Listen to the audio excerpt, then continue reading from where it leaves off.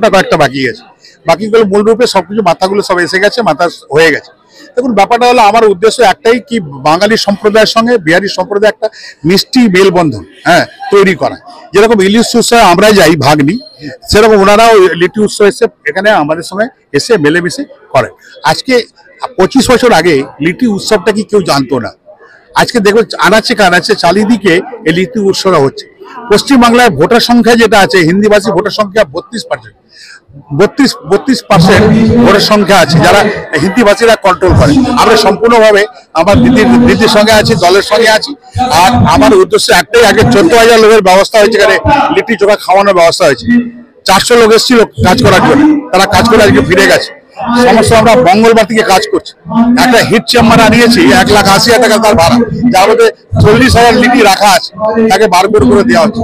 সম্ভব না, একদিনে তো 14,000-15,000 লোকের রান্না করা সম্ভব না, আমরা করে রেখেছি। আর খুব ভালো লাগছে সবাই আমার ডাকে এসছে।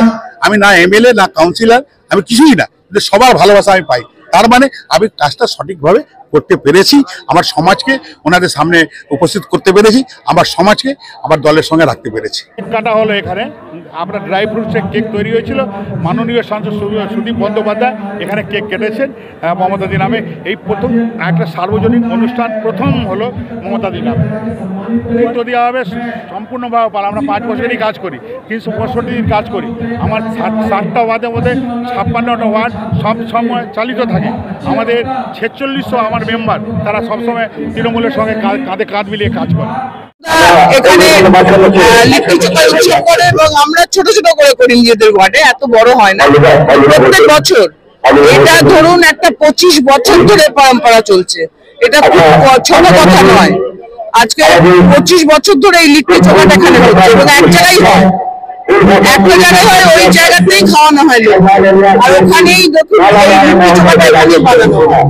তো এটা একটা ভীষণ ভালো উৎসব এবং আমরা প্রত্যেকে মন থেকে আসি। এটা অন্য কোনো ব্যাপার না, এটা মন থেকে আসে।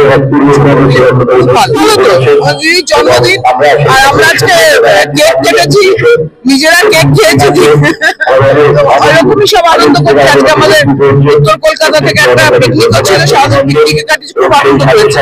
দিদির জন্মদিন বলে কথা, আমরা তো দিদির সৈনিক, আমরা আনন্দ করবো না? সবকিছু সবাই ভালো করবে, কাজ দেখুন ভালো হয়, কাজ কখন খারাপ হয় না। মানুষের পাশে থেকে মানুষের কাজ করা, এটা আমাদের মাননীয় মুখ্যমন্ত্রী বলেন যে সবসময় রাজনীতি করবে না, সবাই মানুষের পাশে থাকবে। তো যারা এসছেন তাদের সব আমাদের মানে ভোট দেন, তার কোনো ব্যাপার না। আজকে দুয়ারে সরকারের মাধ্যমে যেসব কর্ম আমাদের মানুষের মধ্যে ছড়িয়ে পড়ছে, সেটা তো আমরা যখন সেবা দিচ্ছি তখন আমরা দেখছি না যে সে কংগ্রেস করে না সিপিএম করে না বিজেপি করে। আজকে দেখবেন অনেক মানুষ এখানে মানে গ্রহণ করবে। সেটা আমরা কিন্তু যখন একটা উৎসব হয়, তিনি সবসময় বলেন যে ধর্ম যার যার, উৎসব সবার। তাই লিট্টি চোখা উৎসবটা আমরা কিন্তু মেতে শক্তি প্রতাপ সিং এবং সবাইকে আমি অভিনন্দন শুভেচ্ছা জানাচ্ছি। দারুণ ভাবে করেছে।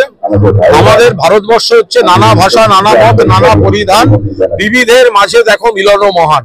এবং ভারতবর্ষের যে স্পিরিট, পশ্চিমবঙ্গ হচ্ছে মিনি ভারতবর্ষ। মুখ্যমন্ত্রী বলেন ধর্ম যার যার, উৎসব সবার। তো এখানে সমস্ত ভাষা, সমস্ত ধর্ম এত সুন্দর সম্প্রীতিতে এক হয়ে আমরা থাকি।